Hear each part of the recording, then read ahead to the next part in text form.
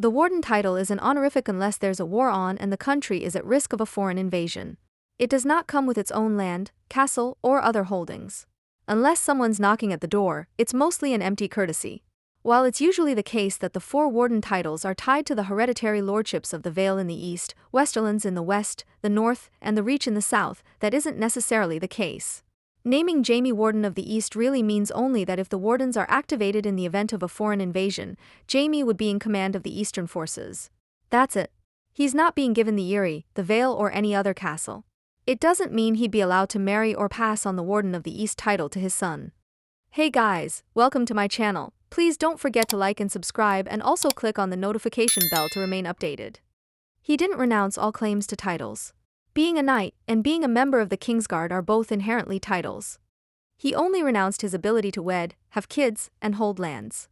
Knights of the Kingsguard are still allowed to inherit titles.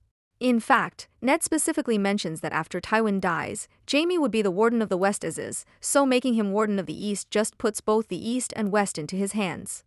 But there's nothing saying he can't be named to any titles.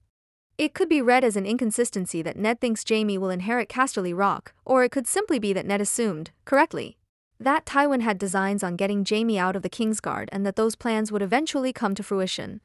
As for Wardens, they're a military honorific and don't necessarily have to be inheritable or tied to a specific title, although usually they are.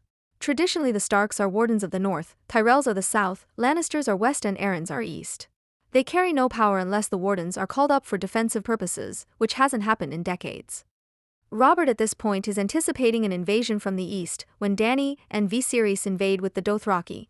From his perspective, better to have Jaime in that position, even if it means giving the Lannisters more power than Robert Arryn, a sickly child. Thanks for watching. Please don't forget to like this video and drop comments.